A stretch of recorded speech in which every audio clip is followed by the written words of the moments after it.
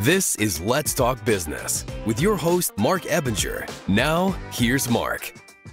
Welcome to Let's Talk Business, the show that talks entrepreneurship with some of the best businesses in the San Antonio area. Coming up on the show today, we're going to talk with Aron Lofton, who has built a multi-million-dollar construction and development career on his belief in what he calls the hustle and grind. Aron, welcome to the show. Yes, sir, Marc. Happy to be here, man. Thank you for having me. I can tell you work out a little bit. I mean, I don't work out at all. I just wear tighter shirts than you do. Is that what it is? That's it. That's the secret. I naturally wear a large shirt, and this is a medium. So, yeah. I know they sell shirts like on TikTok now or whatever that are like built to make you look more muscular. I don't know. It's the Spanx for men. Yeah, exactly. All right, and I'm your host, Marc Ebinger, the owner of Crükus Marketing Agency, a company that specializes in giving small businesses a competitive edge by hiring low-cost administrative and social media experts from outside the United States, which is how I built my entire company, and we are rocking and rolling. We're doing the hustle and grind, as Absolutely. you say. Yep. A quick reminder for our listeners, you can catch video and podcast versions of the show anytime by visiting our website at satalkradio.com. And if you're a business owner in the San Antonio area or you're open to traveling here to San Antonio, you'd like to have your company featured on the show, visit our website at satalkradio.com, or you can call our office at 210-960-8210. That's 210-960-8210, and our guys will get you hooked up. All right, so Aron, excited to have you here. Excited to be here. I really enjoyed our conversation on Zoom because we always do like a pre-show Zoom. Getting to know you is pretty cool. Obviously, you drive hard. You know what I mean. We go hard, yes, sir. So tell me a little bit about your background, how you kind of got into the construction and really the entrepreneurship business.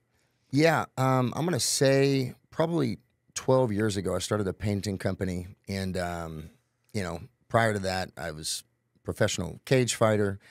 And I was climbing cell phone towers and kind of the $18 an hour guy. And MMA was not paying the bills.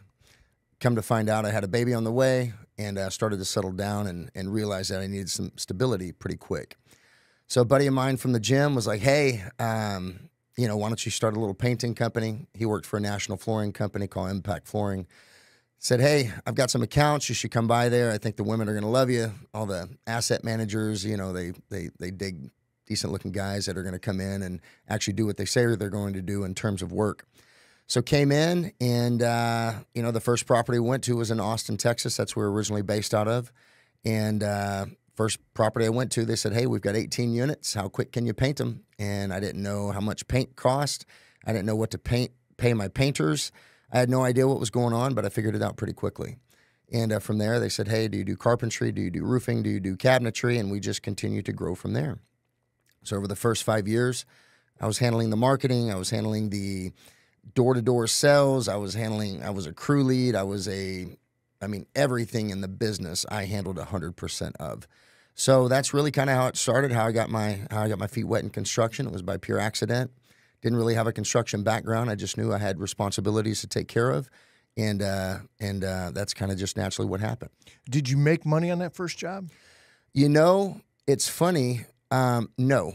I did not. We went in and they said, hey, we're generally paying our painters 12 cents a square foot to paint these units. Well, each unit was about 1,000 square feet, so you can do the math on that. So trying to find guys that'll come in and paint a unit and you make a little money. We made money on a little bit of drywall repairs and some of the additional stuff, but really not on paint. But I was just happy to be there. And it's so funny because about 3 months into the gig, they came to me and said, hey, we need to gut a full bathroom. It's got mold everywhere. And I charged like $4,500 to get that done.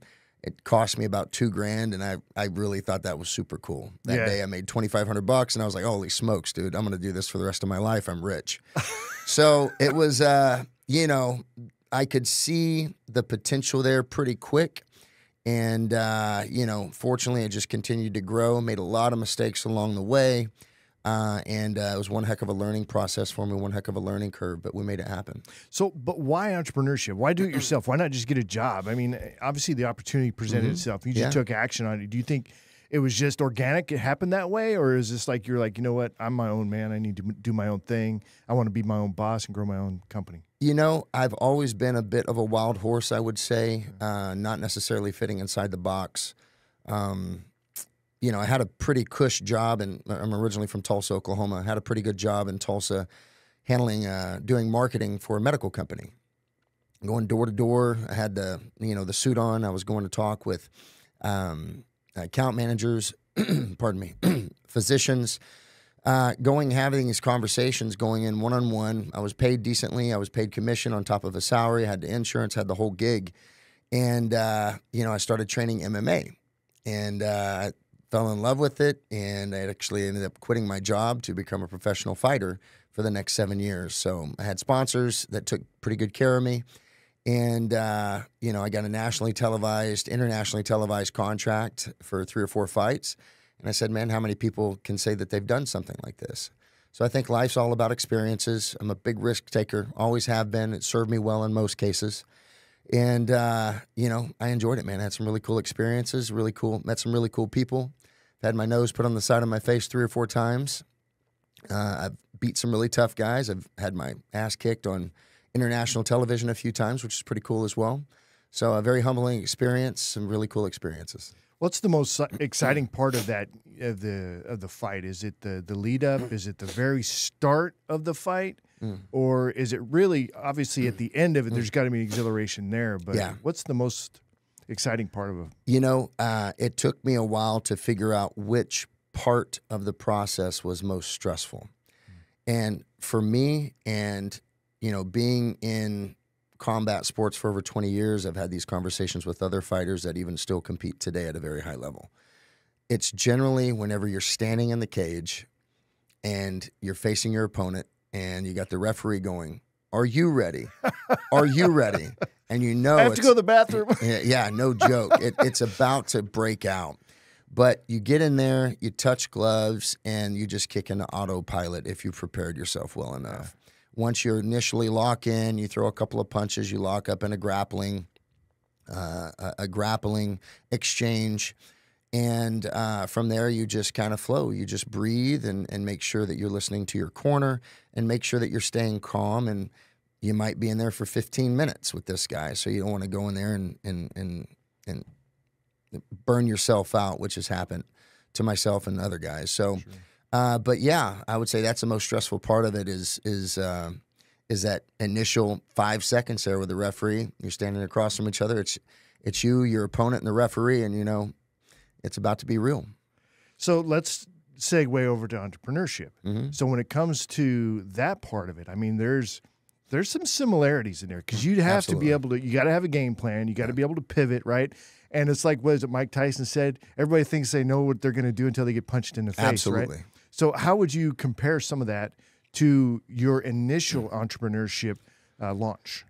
You don't know what you don't know.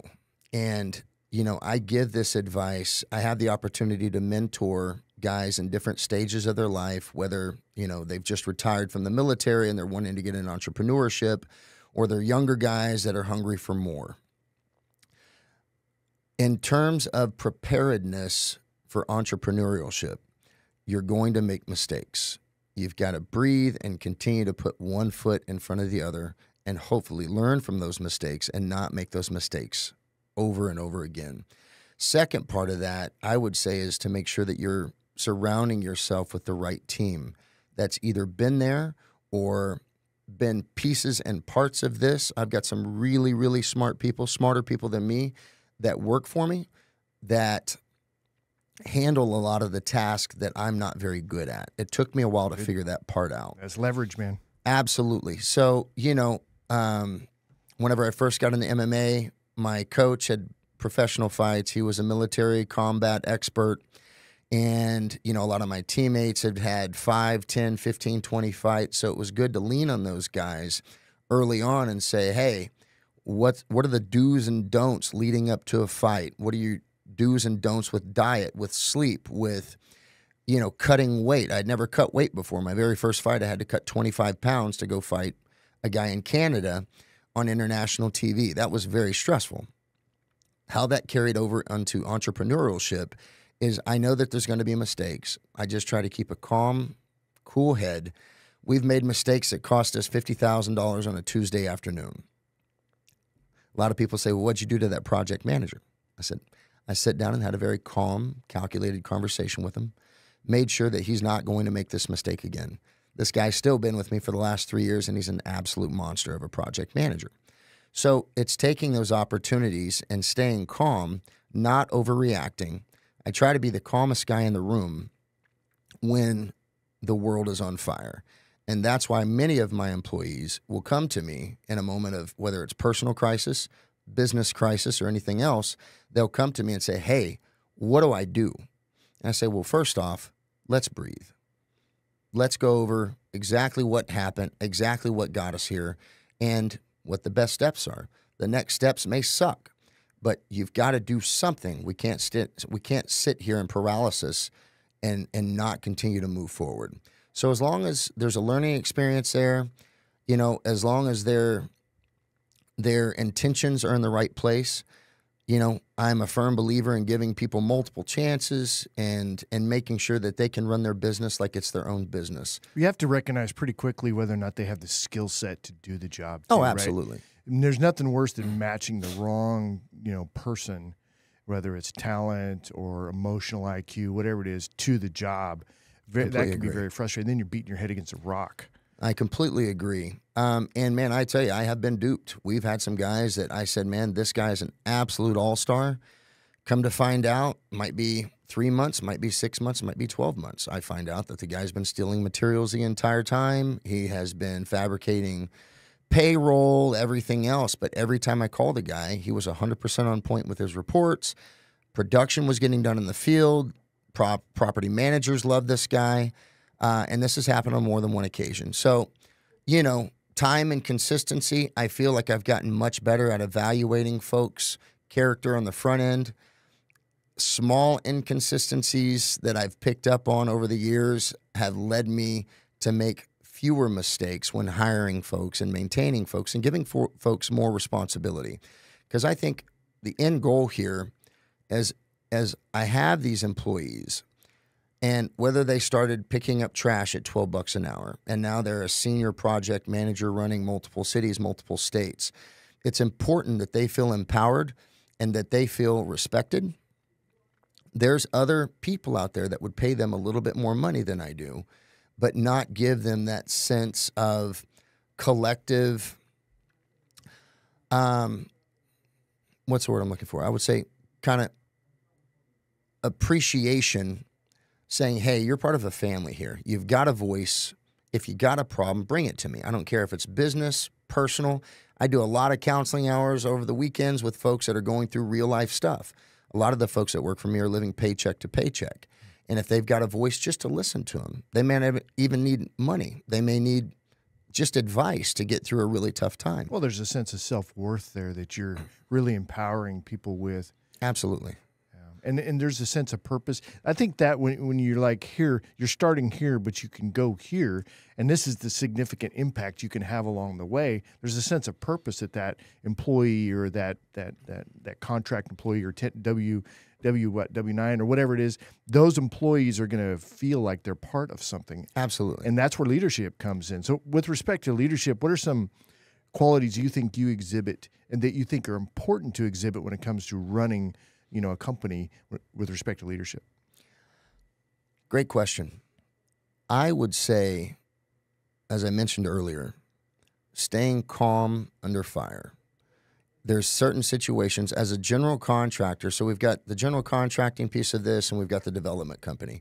Most of my time is spent on the development, on the general contracting side. And we've got about 100 people moving across the state right now. And whenever it comes to leadership, make sure that there's a mutual respect at all times. Even if there is a massive problem, you catch a guy in a fib, you catch a guy misplacing materials, whatever it is, I don't think it's necessary to have a negative conversation where you're chewing somebody's butt out and you're embarrassing people in front of their peers. Because even if he is stealing materials, even if he is fabricating payroll, you can still have a positive conversation and get him out the door without him stealing a bunch of other materials. Or, man, we've had guys that have been disgruntled because of the way that they were let go. They would go in on a Friday night, stick a rag in a sink on the third floor of an apartment complex and flood 3 units. And at that point, I've got a $150,000 claim on my hands. Thanks. So I never want somebody walking away and going, I can't believe that Aron treated me this way. If anything, if they get caught with their hand in the cookie jar and I catch them and I sit down and have a conversation with them, say, hey, brother, we all make mistakes, but this mistake we can't look past. What can I do to help you find a new job? What can I do to help you move on? Some of those people have come back to me a year later, 2 years later, 3 years later, and said, hey, man, thank you for the way that you treated me. I'm back. I've got a crew. I've got 5 guys. Can we please subcontract for you? And some of those guys are working for me today.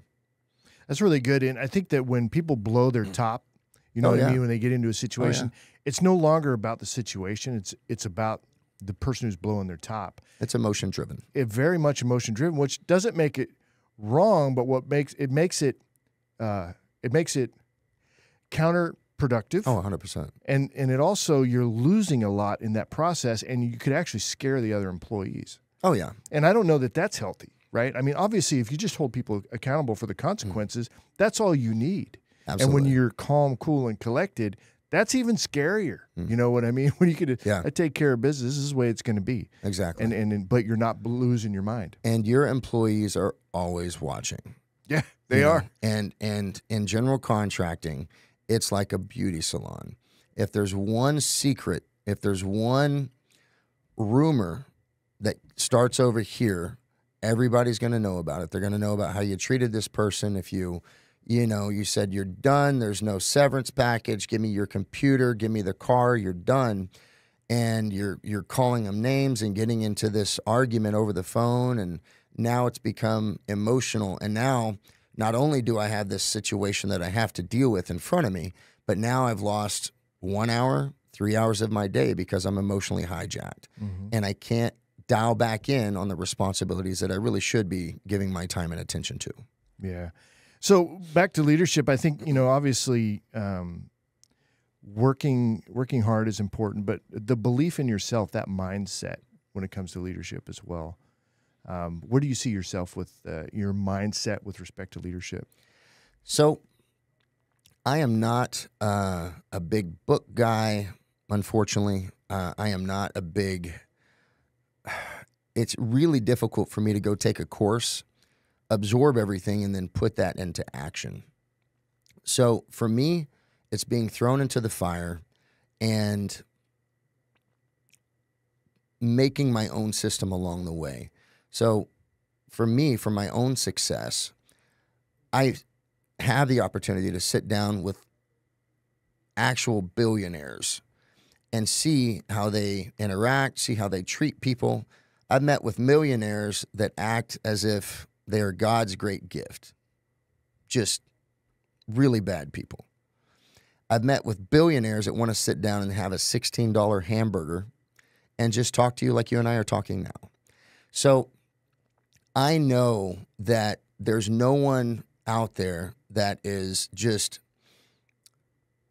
so much smarter than me that they're the only people that can do what they're doing. So to your question, in terms of my ability, my self-confidence, I know that there's people out there less intelligent than me that are doing more than me in my field.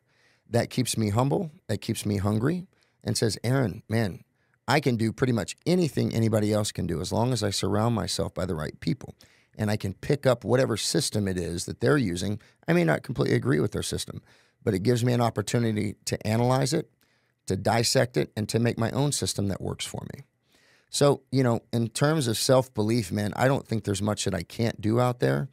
It may take me longer than some other people, but man, if somebody said, hey, Aron, if they came to me in 2008 and said, hey, over the next 5 years, you're going to do $100 million in business because of your ideas, your thoughts, and really that's all it was.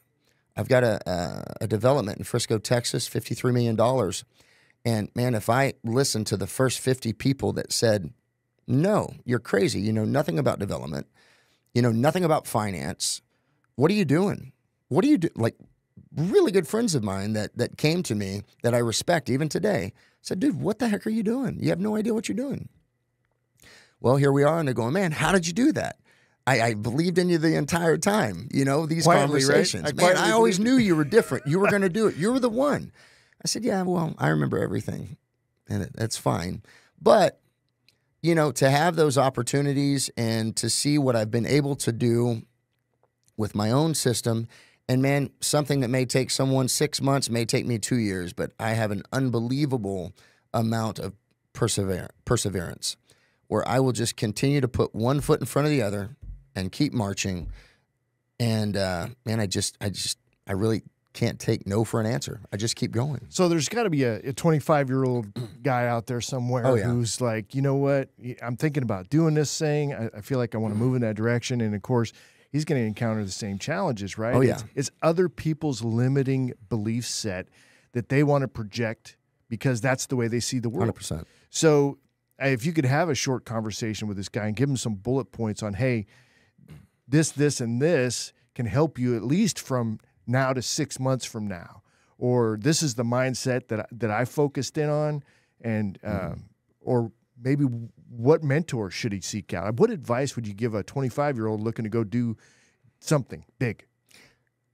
Great question. I'm having these conversations weekly with different guys in different phases of life. Some of them are the 25-year-old guy at the gym that's working a 9 to 5 that wants to do something different, whether it's driven by purpose or driven by money or driven by, something that he's seen his peers do. I'm talking to other folks that have been in the military for 20 years, 19 years. They're about to retire. And they say, hey, man, I'm still a young guy. I want to go do something different. What advice can you give me? So there's different phases in life. The 25-year-old guy, I think it's important to have a mentor that you can trust that doesn't have an ulterior motive. That's tough because, again, I've been duped for 6 to 12 months with an employee that I thought was an absolute rock star that had my best interest in mind. So find a mentor that's been through the fire that wants nothing from you other than for you to succeed. Second piece of that, whatever industry. I've got a gentleman right now that is 25, 26 years old that wants to go out and start a farm. And he wants to do farm to consumer direct sales. So non-pasteurized milk, fresh organic eggs from grass-fed chickens, grass-fed beef. He wants to do that. And I said, well, what do you know about that? He goes, man, I don't, but I definitely feel like I can make a difference in what people are eating, how people are getting their food, and what they're consuming. And so he's driven by a purpose first and by money second. I said, perfect. There's actually 2 or 3 different groups that are doing exactly what you want to do right now. He's at UTSA. I said, why don't you reach out and see if you can do an internship? And that way you can learn the do's and don'ts of what they're doing. There's going to be, 80% of it is a business model. 20% of it is insider information where you're trying to figure out the best way to get the chickens from A to B, or the best way to process the milk, the fastest way, or the days, whatever they're doing that's specific to the success of their business. It's important that you put your hands in that you learn that, and that you modify your own system. To other guys that are looking to get into real estate, like the gentleman that I have that's retiring from the military. He's saying, hey, man, I've got a little nest egg saved up here. I don't want to do anything really risky. I want to get into house flipping. I said, perfect. I don't flip houses. I know a lot of people that do, that I can trust, that you can trust, just to give you honest feedback and honest opinions. So I think that's step number 1, is finding somebody that's been there that you can trust, whether that's by word of mouth, by relationship driven, whatever it is, find somebody that's doing what you want to do. Why do you think that's important? I mean, the answer is probably obvious to a lot of folks, but I'd like to get your take on why is it important to find that hands-on mentor? Because we're not talking about mindset. Mindset may go along with that. Mm-hmm. We're talking about the practical. This is what this looks like, and this is how it operates. Why do you think that's important?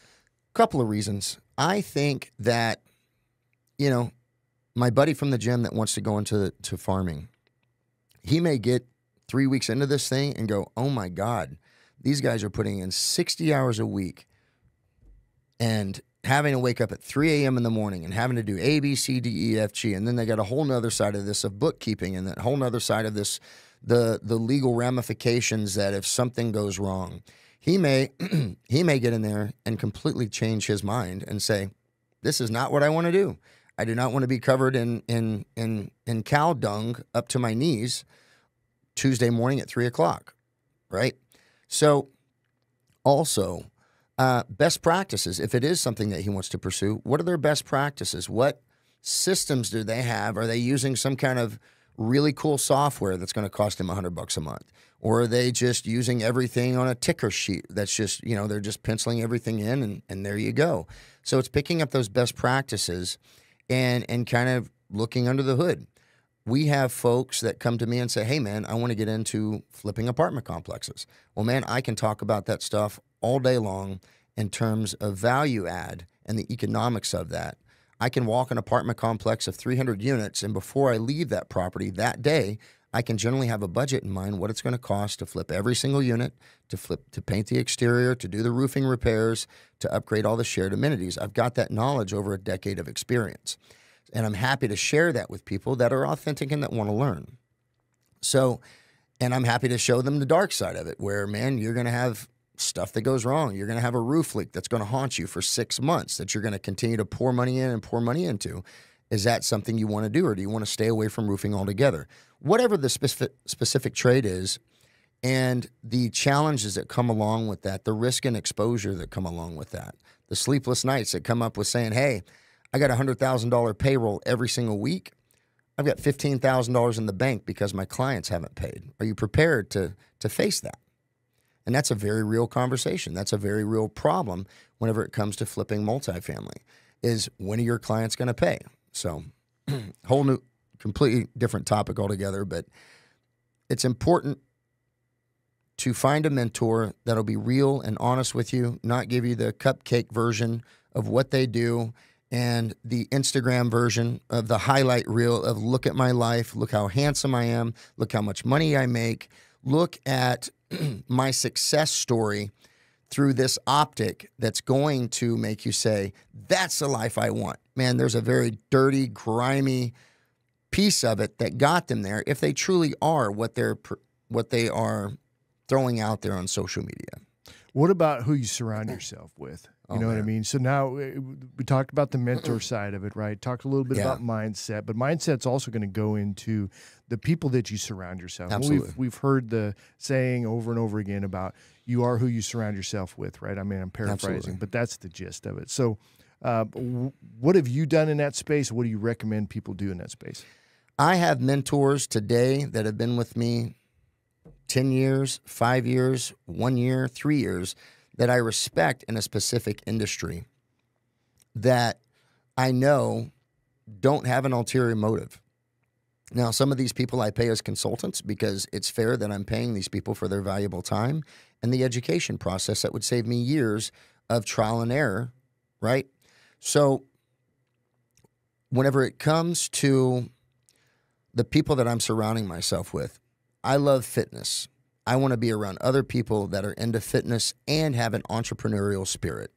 That's my lane, right? And I can go into any lane. I can gel with anybody. I have a very good ability to sit down and empathize with anybody and what they may be going through in life because I have been through it all. And I'm telling you, all. So for me specifically, fitness-driven, entrepreneurial spirit, and, I go out, I can be social, I don't drink. Even guys that I see at the gym and there's gym room locker talk, you can tell a lot about a guy, about even guys that have been married 10, 15, 20 years and not being honest with themselves. And they're saying, pretty girl walks by and they're saying, oh man, the things I would love to do to that. It can tell you a lot of, and I've been that guy. It can tell you a lot about a guy's character whenever they let their guard down, when they let their professionalism down and they say, hey, this is who I am. So, I can still be acquaintances with these people, but in terms of, if I've got a business decision or if I've got a business opportunity, is this the type of guy that I want to sit down and ask his honest opinion? For me, no. So surrounding yourself with people that are where you want to be is really, really important. And there's people today that want to be where I'm at. And I make sure to give them my best version whenever I sit down and talk with these guys, to say, hey, here's the good, bad, and ugly of entrepreneurship. It's all very doable. There's a lot of people out there, a lot less intelligent than you and I, that are out there doing major, major things just because they buckled down and they put a process in place. So I'm happy to be that guy for younger guys that are coming up that have questions about, whether they're insecure. I have guys that are really good-looking guys that are making a couple $100,000 a year, that got the pretty girlfriend, the awesome car, and they come to me and say, dude, I am dying inside. I am absolutely dying inside. I don't know why I'm sad. Well, how much time are you spending on social media, first and foremost? What are you doing to supplement fake dopamines along the way? How often do you wake up, do you put your phone down, you walk outside, and you just stand in the sun and stretch and breathe? That's natural dopamine. Today, the society that we're dealing with, in my opinion, especially the 19 to 30-year-old guy, is so deep into social media that it can destroy them, because what you're doing is you're looking at everybody's highlight reel. And no one's going to be on there and say, dude, I've filed bankruptcy twice. I've gone through a divorce. I am sad and lonely and miserable. I am, whatever the challenges are in life, real life challenges. I have cancer that I just found out about. Whatever the situation is, there's very few people that are willing to be completely authentic and, what's the word I'm looking for? Whether vulnerable. There's very few people that are willing to be authentically vulnerable on social media, because they want the likes. They want those false, in most cases, false friendships of complete strangers that are also just showing their highlight reel. So when and I know this is a longer answer to your question, but when I'm trying to mentor guys and showing them who they need to surround themselves with, don't surround yourself with the guy that is taking a selfie at the gym with his shirt off, and whatever the situation is. Make sure that you're not following the guy on social media that looks cool, that looks like he is succeeding. Because even if he is succeeding, if he's not making his money directly through social media, there's something off there. And you should, and man, I've seen it. I know these guys. I know a ton of these guys. I know a ton of these girls that have 1 million followers on Instagram or Facebook or whatever the social media platform is. And a lot of them are completely empty inside. Yeah, what a shame. They're waking up on Saturday and Sunday morning going, man, I just want an authentic relationship. I want somebody to wake up next to that is not going to judge me for not having any makeup on, that is going to see my stretch marks or my rolls or whatever the situation is, and just love me and appreciate me authentically. I think that's what's important. That's what a big part of our society is missing, especially the guys that are coming up and wanting to be entrepreneurs. I think that social media is actually a good thing that way, and that we've gone so far. At some point, we get to that point, and I think we're pretty much there. I mean, I see it where people are craving authenticity. They're saturated with inauthentic things and lifestyles, like we're talking about. Now they're searching the authentic, and I've heard that. I remember about a decade, 2 decades ago, I had the total belief that college was one of those things that was a limiting factor, and it was, in the future, it was going to be character was more valuable than a college education. Yeah. And I think we are definitely there. As we wrap up, what are your closing thoughts on, character when it comes to entrepreneurship? Great question. Character and entrepreneurship. I've been the bad guy. I've been the guy chasing women, putting out a false presentation of myself on social media. I have been every character that you can imagine out there. And it's a sad and lonely place. It truly is. You want someone that is going to appreciate you, male or female. Friends, you want to have authentic friends that know you, appreciate you, and say, hey, man, I value you. If you ever have a problem, no matter what that problem is, it can be pornography, it can be alcohol, it can be drugs. Bring that to me, and let's have a judgment-free, authentic conversation. To surround yourself with those type of people. I mean, it's a great point, because not everybody, to be vulnerable, there's a huge element of vulnerability in what you're talking about there on the part of the person listening. Yeah, empathy is there. But for me to listen to you talk about stuff means I have to empathize, but I'm also being vulnerable. Otherwise, you're going to pick up on that I really don't care about what's going on, or that I'm putting myself maybe above. So that's a whole other vibe in there. But yeah, I think so. I think that character is super important. Like you mentioned, somebody who comes in representing themselves as being really, really good, but then they steal from you. And my last touch on character is to be comfortable enough in your own skin that you're authentic with people. That's really tough to do. It took me until I got 32, 33 years old before I said, man, who's the guy you want to be? I knew I cared about people. I have a very big heart. I'm very empathetic. But I still was self-driven by my own goals, right? By my own image. And if I don't watch it, I mean, that can still creep up on me. It can still creep up on anyone, right? Character. How do you treat other people? Sure. I treat everybody identically the same.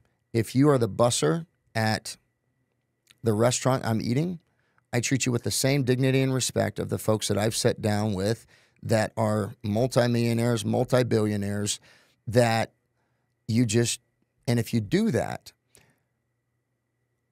there's an authenticity that comes back to you. Whenever I go to the gym now, whenever I go to the same place, I go to the same 5 restaurants, I go to the same 2 gyms, I go to the same sports recovery centers. Everybody I know there, whenever I walk in, it is a genuine smile back and forth because I've built that rapport. I've been authentic with them. I've listened to what they have to say.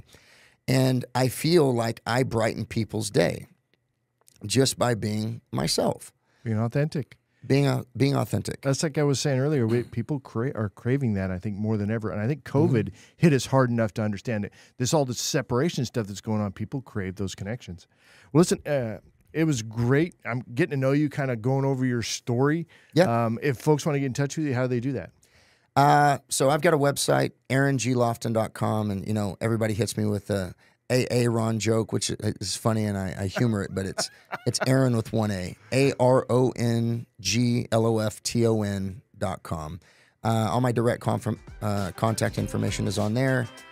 Easy to get a hold of, man. I love to help people out, and, you know, all levels of life. I've been through it all, and happy to give back. Awesome. Thanks, Aron. I appreciate it. All right. As we wrap up the show, quick reminder to check out our latest podcast or catch video versions of the show anytime by visiting our website at satalkradio.com. That's going to be it for this episode. Thanks a lot, Aron. Thank you so much, Marc. I really appreciate the time. You bet, buddy.